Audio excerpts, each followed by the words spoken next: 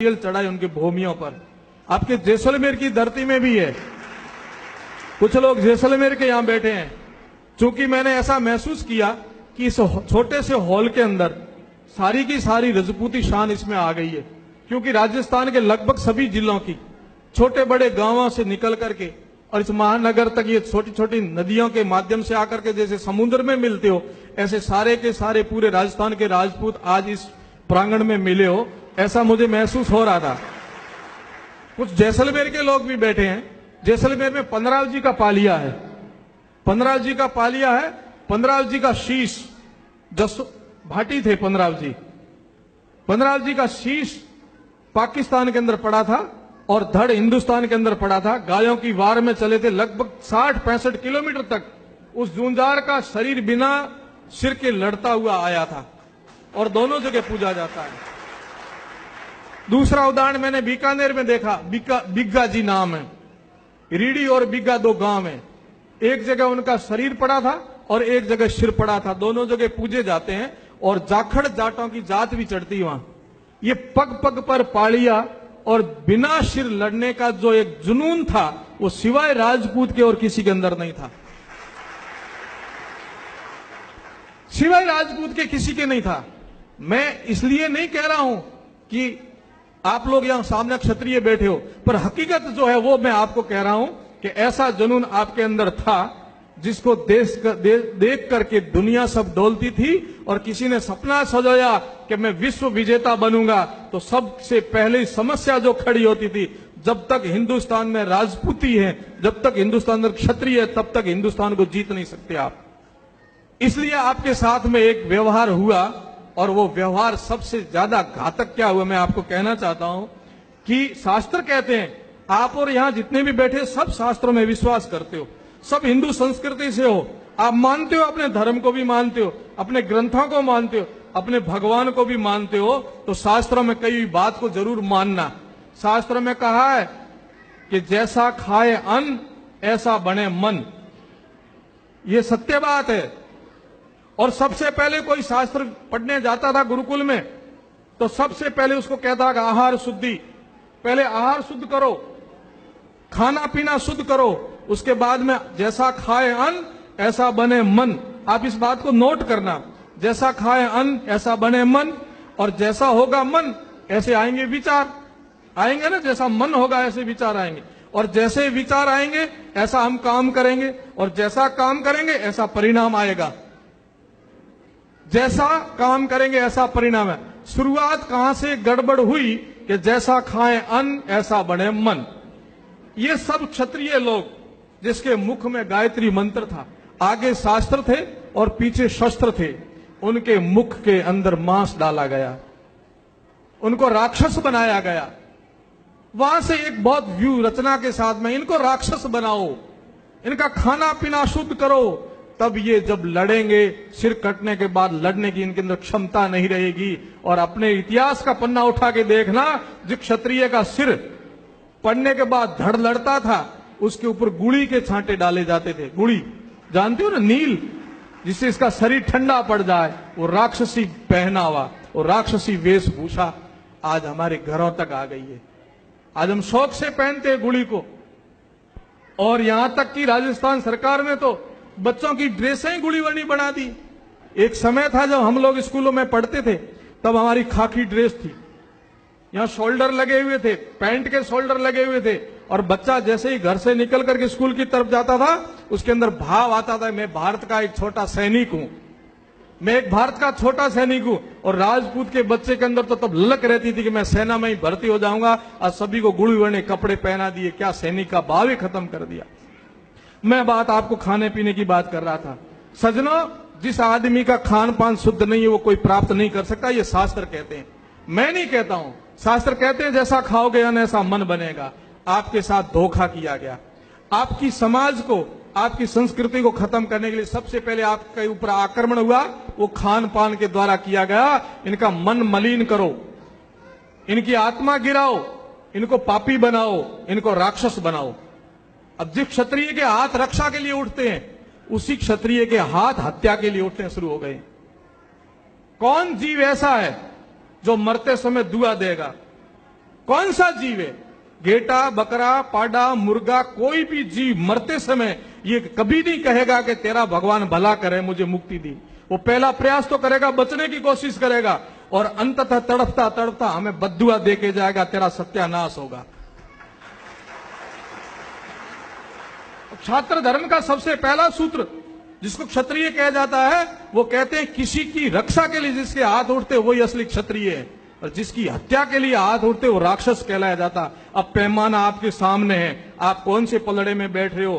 क्षत्रिय के पलड़े में बैठ रहे हो, राक्षस के पलड़े में बैठ रहे हो? नाप लो अपने आप को, तोल लो अपने आप को, विवेक से काम लो। और जिस दिन हाथ उठे क्षत्रिय, सिर पर चोट पड़ती है तो हाथ आगे आते हैं, पेट पर चोट पड़ती है तो भी हाथ आगे आते हैं, और पैरों में भी चोट पड़ती है तो हाथ आगे आते हैं। ये चार वर्ण जिस प्रकार से ब्राह्मण, क्षत्रिय, वैश्य, शूद्र, ऐसे शरीर के ऐसे ये ब्राह्मण, ये क्षत्रिय, ये वैश्य और ये शूद्र है। जैसे शरीर में हाथ कहीं भी चोट उठती है और क्षत्रिय के रूप में आगे आता है, ऐसे हिंदू संस्कृति में ब्राह्मण और वैश्य और शूद्र किसी पर भी आपत्ति होती, जीव मात्र के लिए भी कोई आपत्ति होती तो क्षत्रिय जाकर के अपना बलिदान देता था। उन्हीं क्षत्रियों के हाथ, उन्हीं क्षत्रियों के हाथ निहत्थों के खूनों से रंगे जाते हैं। उन्हीं क्षत्रियों के पेट उन भोली भाली और भगवान की प्रकृति के रचे उन प्राणियों से भरे जाते हैं। इससे बड़ा पाप हम क्या ले नहीं सकते, इससे बड़ा पाप क्या ले रहे हैं अपन? ये सब आपकी बात नहीं है, ये आपके इतिहास को बदलने के लिए, आपकी संस्कृति को तोड़ने के लिए मुगलों ने जो आक्रमण करके आपको नष्ट करने का जो एक सौगात दी, आपको भेंट दी, गिफ्ट दी, आज उसको अपन एक भाषा में राक्षसी भोजन भी कहते हैं। एक भाषा में राक्षसी भोजन कहते हैं, कहते कि नहीं कहते हैं? परंतु अब उसका नाम बदल दिया, राठौड़ी खानो भी कहने लग गया। बीजोड़ा ने हैगा ना बरी कर दिया, भाटिया ने होडो ना, पर राठौड़ और गले घात ही दियो कि राठौड़ी खानो है। तो राक्षसों का खाना, आपकी मति मारी कैसी जाए, आपको मलिन कैसे किया जाए, इनको राक्षस बना दो, मांस खाना सिखा दो, ये लड़ने लायक नहीं रहेंगे और फिर आक्रमण करेंगे। ये हमारी औलादें बन करके हमारे साथ में खड़ी रही। यही आप इतिहास उठा के देखोगे, यदि हिंदुस्तान टूटा है, हिंदू संस्कृति टूटी है, अबलाओं पर जो कोई हुआ है, जजिया कर लगा है, अकबर जोधा हुआ हो, चाहे कोई भी हो, जिस दिन राजपूत ने अपना धर्म छोड़ा उस दिन हिंदू संस्कृति टूटी और राष्ट्र धर्म नीचे गया है। और जिस राजपूत ने अपनी हिंदू संस्कृति को बचाने का प्रण रखा था वो सच्चा राजपूत रहा, उस दिन हिंदू संस्कृति बची है। आज भी ऐसे सच्चे राजपूतों की जरूरत है। आज भी हिंदू संस्कृति देखती है, ब्राह्मण देखते हैं, संत देखते हैं, सभी देखते हैं। गांव की छोटी सी बात हो, कोई राजपूत खड़ा हो तो 36 कौम राजपूत के साथ खड़ने में विश्वास रखती थी, पर आज नहीं रखती। आज तो कहते ये बना है, बना मतलब अकल बना, अकल है ही नहीं इन बनाओ रे गोडी। क्यों नहीं है? बुद्धि लुप्पत्यम यद मत तदकारी उच्यते। जिसको बुद्धि बाहर निकालनी है वो दारू को अंदर डाल दो, बस दिमाग निकल जाएगा अपने आप। ये दो काम आप बखूबी बड़ी शान और शौकत से करते हो, एक मांस खाना और एक दारू पीना। तब आप पूर्ण राजपूत माने जाते हो। जब तक आप मांस नहीं खाते हो और जब तक दारू नहीं पीते हो तब तो कहते थे कि ब्राह्मण बीजा हो गए, ब्राह्मण ने घरे पैदा हुआ होगी। ये ब्राह्मण की बात नहीं है। असली क्षत्रिय वही होता है जिसका बुद्धि पवित्र हो, जिसका खान पान पवित्र हो, वो असली क्षत्रिय है। जिसके हाथ किसी की हत्या के लिए नहीं उठते हो वो असली क्षत्रिय है। आप कल्पना कीजिए, अब कहां से लाएं असली क्षत्रिय, कैसे बनाए असली क्षत्रिय, कैसे मार पड़ी आपके ऊपर। एक बात कहना चाहता हूं सज्जनों, बुरा मत मानना, आप मेरे हो मैं आपका हूं। चूंकि मैं सनातन धर्म का सन्यासी हूं, जाति बंधन में विश्वास नहीं रखता हूं कि मैं राजपूत के घर पैदा हुआ, ये मेरा प्रारब्ध था, परंतु मैं एक सन्यासी के रूप में हूं, इसलिए पूर्ण हिंदू संस्कृति की बात करूंगा। सभी समाज मेरे समाज है सम। आप मेरे हो मैं आपका हूं, ना किसी एरिया से बंधा हुआ हूं, ना किसी जिले से बंधा हुआ हूं, ना किसी जात से बंधा हुआ हूं। मैं सनातन धर्म का सन्यासी हूं, आप मेरे भक्त हो। मैं आपको कहना यह चाहता हूं कि आप लोग कितनी बिना मति की बात करते हो, बुरा मत मानना इस बात को। एक आदरणीय राम सिंह जी और सम्मानित मंच से भी निवेदन सुन तो रहे हैं, फिर भी उनके नाम से संबोधन करके कहना चाहता हूं। मांस 3 प्रकार से मिलता है मार्केट में, मांस 3 प्रकार से मिलता है। एक झटके का मांस, एक हलाल किया हुआ मांस और एक अपने आप मरा हुआ पशु मांस, तीनों ही मांस की श्रेणी में आते कि नहीं आते हैं? अपने आप मरता है, अथवा झटके से मारते हो, अथवा हलाल करके मारते हो। जब तक उसके अंदर प्राण है तब तक तो वो है, प्राण के बाद वो मिट्टी तीनों एक जैसी होती है। होती कि नहीं होती? बोलो। कोई भी ढूंढी उठाए थे घरेला इन पका इनको नहीं खाओला, परंतु झटके रो कीड़ो बड़ा शान और शौकतों खाओला। फर्क क्या आप बताओ मुझे? वो भी ढूंढी वो भी ढूंढी, ढूंढी वो भी ढूंढी कहलाई जाएगी, परंतु आपने भ्रम में रख करके आपको कि वो तो झटके रो है, ढूंढी कौन लावे घरे, ढूंढी तो बगी उठाए, वो भी ढूंढी वो भी ढूंढी है। और बहुत मुझे शर्म के साथ कहना पड़ता है कि हमारी राजपूतों के जिस विद्यालय में बच्चे पढ़ते हैं, राम सिंह जी, आदरणीय राम सिंह जी सम्मानित मंच, जिस पर गर्व है कि यहां राजपूतों के बच्चे पढ़ते हैं इस स्कूल के अंदर, उस मैनेजमेंट कमेटी ने एक निर्णय लिया, आपको सुनाना चाहूंगा। बोले मार्केट में मांस बहुत सस्ता मिलता है और एक महंगा मिलता है। सस्ता कौन सा मिलता है, महंगा कौन सा मिलता है? कि झटके का मांस महंगा मिलता है और हलाल किया हुआ मांस 50 रुपए सस्ता मिलता है। और उस हॉस्टल में सप्ताह में 2 दिन बच्चों को मांस खिलाया जाता है। तो क्या क्यों ना अपन हलाल किया हुआ ही मांस ला करके इन बच्चों को खिला दें, जिसे 50 रुपए सस्ता आएगा। ये है आज के राजपूत, ये है आज के राजपूत। कैसे कैसे आपको राक्षस बना करके प्रस्तुत कर दिया। क्या आपका रूप था, क्या आपकी शान थी, क्या आपके अंदर स्वाभिमान था? घास की रोटी खाने के लिए तैयार थे, परंतु सोनों के थालों में खाने के लिए आपके बच्चे तैयार नहीं हुए थे। वही राजपूत आज छात्रावासों में पढ़ने वाले बच्चे हलाल किया हुआ मांस खाने के लिए तड़फ रहे हैं। होटलों में, बड़ी बड़ी सेमिनारों में जाकर के आप जो मांस भक्षण करते हो, पता है वो किसका मांस है, कैसा मांस है? गाय का मांस है, हलाल किया हुआ मांस है। कभी आपने विचार किया है आपका धर्म किस प्रकार से नष्ट हो गया है? जिस जीवन के अंदर से धर्म निकल जाता, सब निकल जाता है।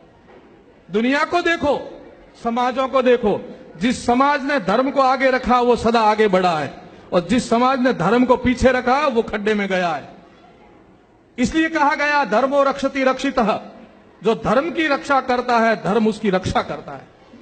हम लोग धर्म को निकाल करके स्वार्थ को पहले रखते हैं, इसलिए हमारी बर्बादी हो रही है। हम जीवन में धर्म को महत्व नहीं समझते, न हम गायत्री से लेना देना। गायत्री तो ब्राह्मणों काम है, जनेऊ तो ब्राह्मणों काम है। अरे ये शुद्ध खाना पीना तो ब्राह्मणों का काम है, हम तो राजपूत है, राठौड़ी खाना खाएंगे। वही हमारी मति मारी गई, वही हम नीचे आ गए। आप इस धरातल पर जाकर के सोचो, आज दुनिया के अंदर आप ही नहीं हो मांस खाने वाले। 9 अरब की जनसंख्या इस दुनिया की, उसमें से 80% लोग मांस खाते हैं, 80% मांस खाते हैं। और ये लोग, आप तर्क दोगे महाराज आप मांस के लिए हमें कहते हो, दुनिया के 80% लोग मांस खाते हैं फिर भी मस्त रहते हैं, आगे बढ़ते हैं। उनको मैं उत्तर देना चाहता हूं। दूसरा, जो लोग कहते हैं कि जीवो जीवस्य भक्षणम, जीव जीव का भक्षण करते कोई पाप नहीं लगता, उनको मैं एक उत्तर देना चाहता हूं। मित्रों, पहला तो उदाहरण ये है कि मांस मनुष्य का भोजन है ही नहीं। कैसे नहीं है, मैं आपको एक बात कहना चाहता हूं। जितने भी प्राणी भगवान ने मांस खाने के लिए बनाए, जो भी नास्तिक रूप में तार्किक लोग, जो तर्क पर आधार पर आप बैठे सुनना चाहते हो, जितने भी प्राणी भगवान ने मांस खाने के लिए बनाए हैं, वो सबके सब प्राणी जन्म के समय आंखें बंद पैदा होते हैं। आप एक एक को देख लीजिए, कुत्ता, शेर, चीता, बिल्ली, गीदड़, शियार, जितने भी मांसाहारी प्राणी हैं वो सबके सब आंखें बंद पैदा होते हैं। और जितने शाकाहारी प्राणी हैं, वो चाहे हाथी से लेकर के बकरी तक, घोड़ा, ऊंट, मनुष्य, सबके सब जन्म के समय आंखें खुली पैदा होते हैं कि नहीं होते? आप बताओ, होते हैं कि नहीं होते हैं? ये पहला फर्क है। कुदरत ने, प्रकृति ने, भगवान ने आपको मांस खाने के लिए नहीं बनाया। दूसरा उदाहरण, जितने भी मांसाहारी प्राणी हैं वो सबके सब तीखे दांत लेके पैदा होते हैं, तीखे दांत होते हैं उनके। और जितने शाकाहारी प्राणी हैं उनके किसी के तीखे दांत नहीं होते हैं। जितने मांसाहारी प्राणी उन सबके नाखून भी तीखे होते हैं। कुत्ता, शेर, चीता, बिल्ली, सबके तीखे नाखून होंगे। और जितने भी शाकाहारी हैं, आपके मेरे देख लो चपटे हैं, घोड़े के चपटे, ऊंट के चपटे, बकरी के चपटे, भेड़ के चपटे, जितने शाकाहारी प्राणी हैं सबके सबके नाखून चपटे होंगे। और जितने मांसाहारी प्राणी हैं वे सब जीभ से पानी पीते हैं, जीभ से। आपने देखा होगा ना, जीभ से पानी पीते। और जितने शाकाहारी प्राणी सब होठों से पानी पीते हैं। जितने मांसाहारी प्राणी हैं उनकी सबकी जठरा अग्नि अलग है, वो सीधा मांस अंदर पचा सकते हैं। और आप लोग जो लोग मांस खाते हैं वे लोग सीधा मांस खा नहीं सकते, मर जाओगे, आपको कोई न कोई संसाधन लेना पड़ता। इसलिए कुदरत ने, प्रकृति ने आपको मांस खाने के लिए बनाया भी नहीं, फिर भी आप उस जमात में जा रहे हो, थोड़ा विचार करो। और दूसरा पाप कैसा करते हो आप, आडंबर धोखा आपके साथ बहुत, मैं आपको दोष नहीं देना चाहता हूं, आपके साथ छलावा किया गया, आपकी संस्कृति को तोड़ने के लिए, आपके धर्म को नष्ट करने के लिए आपके साथ बहुत बड़ा धोखा किया गया। और तो और आपके देवी देवताओं को नहीं छोड़ा। अब आपको यदि इस रत्ते पर लाना था तो जोग माया को बकरा चढ़ाओ, भैरू जी ने बकरो चढ़ाओ, भौमिया जी ने बकरो चढ़ाओ, उन्नी आड़ में थाने मौस खोलाने रो तरीको ढूंढियो। अब मेरी भी देवी कुल देवी है, मेरी देवी कुल देवी नागणीचिया है, हिंगड़ाज माता है। और मैं ये दावे के साथ कह सकता हूं, मैं स्वरूप नारियल, जिन्हें अभी लीलो नारियल कहा, स्वरूप नारियल ले जान माता जी रे चरणों में राख, और मैं वो आशीर्वाद प्राप्त कर सकता हूं जो आप बकरे को चढ़ा के नहीं कर सकते। तो क्यों नहीं आप लोग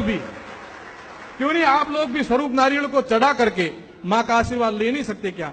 परंतु आपके साथ धर्म को किस प्रकार से घुसेड़ करके आपके जीवन को नष्ट कैसे किया जाए, ये विदेशियों की चाल थी, और उसमें आप और हम सब बर्बाद हो गए। कल्पना कीजिए, माता जी की मंदिर की प्रतिष्ठा होती है, अभी पंडित जी यहां खड़े थे, किसी भी माता जी की, किसी भी देवी देवता का मंदिर की प्रतिष्ठा होती है तो वहां यज्ञ करते हैं कि नहीं करते हैं? बोलो, यज्ञ करते हैं कि नहीं करते हैं? उसके बाद में मूर्ति की प्रतिष्ठा होती है, उस मूर्ति के सामने और यज्ञ में चमड़े का पहना हुआ बेल्ट, चमड़े की पहनी हुई चीज भी आपको पंडित ले जाने नहीं देंगे, कहेंगे पहले इसको उतारो, फिर यज्ञ में बैठो और मूर्ति में फिर प्राण प्रतिष्ठा होगी। वहां किसी को ले जाने देते हैं? चमड़े तक को वर्जित है, और वहां मरा हुआ मृत पशु आप ले जाकर के चढ़ाओगे तो मां कोप करेगी, आशीर्वाद नहीं देगी। और सबसे बड़ी विडंबना मैं आपको कहना चाहता हूं कि सभी देवताओं का मुख कौन, सभी देवताओं का मुख कौन है? सभी देवताओं को भोग प्रसाद लगाने वाला कोई देवता है तो वो अग्नि देवता है। सभी देवताओं को भोजन देने वाला कोई देवता है तो वो अग्नि देवता है। और अग्नि देवता का निवास कहां है आपके लोगों के? अग्नि देवता का निवास आपके रसोई घर में है ना, आपके घर रसोई घर में अग्नि देवता का निवास आपके घर में है। और उसी अग्नि देवता के निवास पर आप मृत मरा हुआ डूंडी ले जाके चढ़ाओगे तो वो अग्नि देवता प्रसन्न होगा क्या? नहीं होगा। समझो इस बात को, निकालो अपने दिमाग में से कि जो मांस खाता वही राजपूत होता है।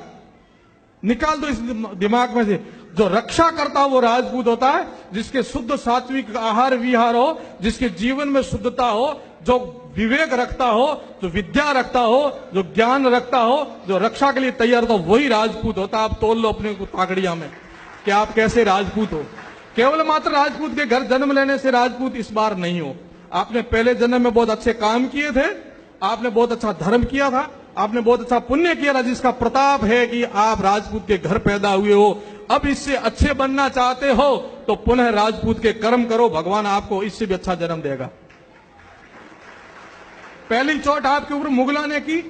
और मैं एक इतिहास की बात कहना चाहता हूं, ये रजपूताना जिसको कहते हैं, ये राजपूताना जिसको अपन कहते हैं राजस्थान, ये बहुत हरा भरा था।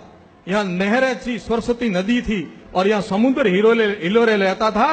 राजपूत कभी ऐसे नहीं रहते थे, आराम से और बहुत सुख, बहुत व्यवस्थित उनका जीवन था। परंतु अरबी संस्कृति जब आई देश में तो साथ में भेड़ बकरी ऊंट लाई, और ये तीनों प्रकृति के खिलाफ है। अभी बच्चे बोल रहे थे प्रदूषण को लेकर के, पर्यावरण को लेकर के, वृक्ष लगाओ। बकरी और भेड़ नीचे से पेड़ों को खाते हैं और ऊंट ऊपर से खाते हैं। जैसे ये वृक्ष खत्म हुए ऐसे रेगिस्तान आया, और ऐसे ही भेड़ बकरियां उन अरबियों के साथ आई और उन्होंने आक्रमण करके हमें ये सुपुर्द कर दिया। मैं कहना ये चाहता हूं क्षत्रियों कि आपके जीवन के अंदर खुद सुधरो, जग सुधरा, समाज सुधरा। आपको अपने विवेक से अपना मित्र बनना है। दुनिया आपको कुछ भी कहे, सबसे बड़ा कोई हितैषी अपना है, दोस्त है तो मैं खुद हूं।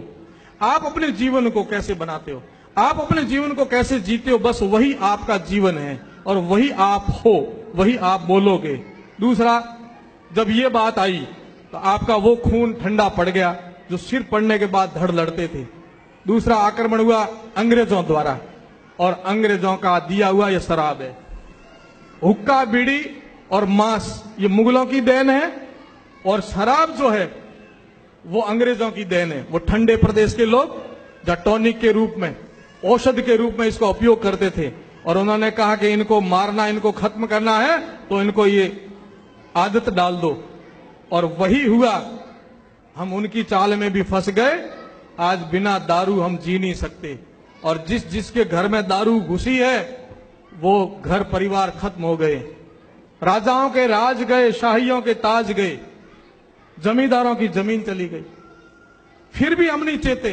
मैंने कहा सब कुछ हमारे पास था, सब कुछ हमने खोया है। कुछ लोगों के पास कुछ भी नहीं था, उन्होंने सब कुछ प्राप्त कर लिया, और कुछ लोग थे जिनके पास सब कुछ था, वो सब कुछ खो दिया। उनमें से आप लोग और हमें बुद्धि बाहर निकाल दी हमने। शराब औषधि के रूप में होती थी, शराब आहार के रूप में नहीं होती है। कुनैन की गोली, बुखार की टैबलेट, आप बुखार हो तब लेते हैं और मात्रा में लेते हैं तो कारगर है। आपके बुखार नहीं है और आप लोगे तो मौत आएगी। नींद की गोली मात्रा में लेते हो तो आपको नींद देगी, और ज्यादा दोगे तो मौत लाएगी। ठीक ऐसे ही शराब है। यदि आपके लिए शराब जरूरी नहीं है, औषध नहीं है, तो आप शराब पियोगे तो मौत को बुलावा दोगे।